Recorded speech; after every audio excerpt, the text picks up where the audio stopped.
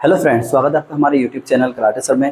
Friends, आज karate training lesson number 12 है और लेसन नंबर 12 में हम सीखेंगे कि किस तरह से हम नाइफ हैंड स्ट्राइक करते हैं। यानी आपने देखा काफ़ी ज़्यादा फेमस है, कराटे चोप बोलते हैं आम जबान में, कि कराटे चोप मार दिया। इसे किस तरह मारना है, किस तरह से हाथ का एंकल बनाना है, कब कब और कहाँ कहाँ इसे यूज़ करना है, इसकी पूरी जानकारी आपको आज के वीडियो में दी जाएगी। तो वीडियो को पूरा देखिए। वीडियो पसंद आएगा तो उसे लाइक और शेयर ज़रूर करें और हमारे यूट्यूब चैनल कराटे सर को सब्सक्राइब ज़रूर करें। फ्रेंड्स, बहुत ही आसान तरीका है। ये जो हमारा हाथ है, इसमें काफ़ी सारे वेपन्स है। हमें भगवान ने, हमें अल्लाह ने बहुत सारे वेपन्स हमारे हाथ में दिए। हमें अपनी जान बचाने के लिए किसी हथियार की ज़रूरत नहीं है। हथियार जो है ये ऑप्शनल चीज़ है, एक्स्ट्रा चीज़ है। आप इसे रखोगे, ये एक अलग कला है, लेकिन हम हर जगह ये सब सामान नहीं ले जा सकते। ठीक है, तो हमें क्या करना है, अपने आप को वेपन बना लेना है, अपने शरीर को ही हथियार की तरह यूज़ करना है। कब? जब हमें आत्मरक्षा करना है। तो उसी हिसाब से मैं आपको सिखा रहा हूँ। और आप अगर मेरा वीडियो गर्ल्स देख रहे हैं, लेडीज़ देख रहे हैं और जेंट्स देख रहे हैं, सभी के लिए ये बहुत ही इफ़ेक्टिव है। जो टेक्निक मैं आपको बताता हूँ, सिखाता हूँ, बहुत ही सरल तरीके से, ये बहुत आसानी से आप इसे अपने प्रयोग में ला सकते हो अपने आत्मरक्षा के लिए। तो वीडियो को समझ करके ध्यान से, जो वर्ड्स मैं बोलता हूँ उसको ध्यान से समझ के करोगे तो एक एक टेक्निक आपको याद रहेगा कि सर ने क्या बताया था। तो आप इसे ईज़िली यूज़ कर सकते हो। टेक्निक देखना अलग है, उसको एक्सप्लेन करना, समझना अलग है।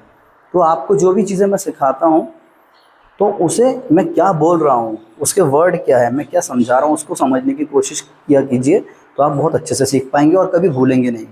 तो हमें ये हाथ को इस तरह रखना है। और मैंने पहले भी कहा था कि जो अंगूठे हैं हमारे, ये हमेशा लॉक रहने चाहिए इस तरह, क्योंकि फिंगर स्ट्रेट है, लेकिन अंगूठे को अगर आप बाहर रख के प्रैक्टिस करोगे, ईजिली ये कराटे और मार्शल आर्ट्स में ब्रेक हो सकता है।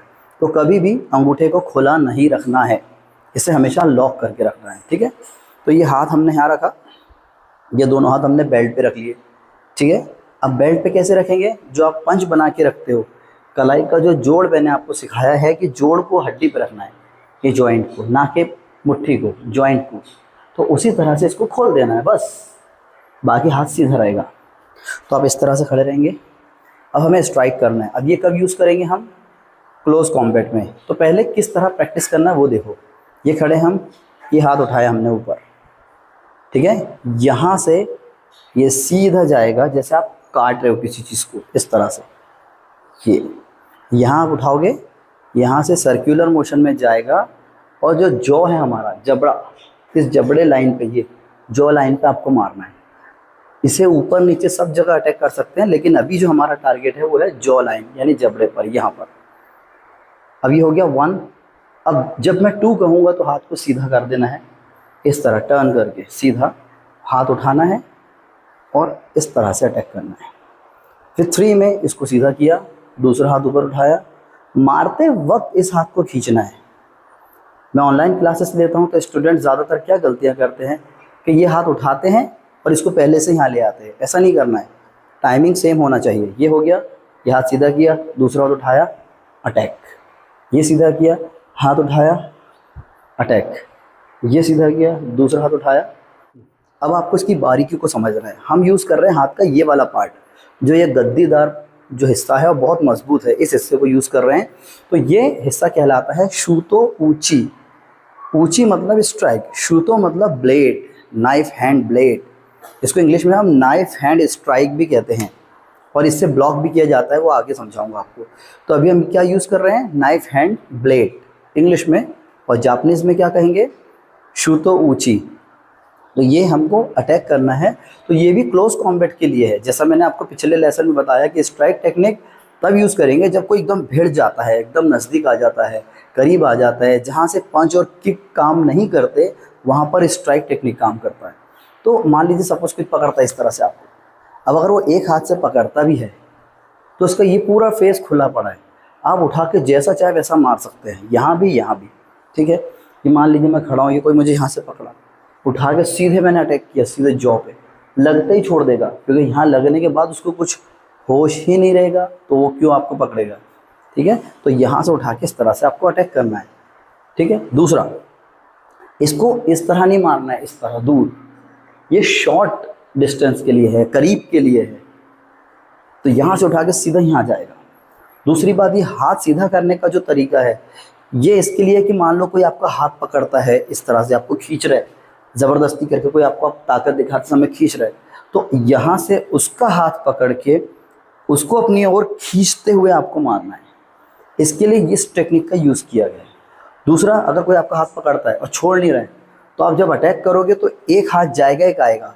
अगर आप इस तरह से प्रैक्टिस करोगे तो क्या होगा, आपका हाथ ईजीली छूट जाएगा और आप उसको अटैक भी कर सकते हो।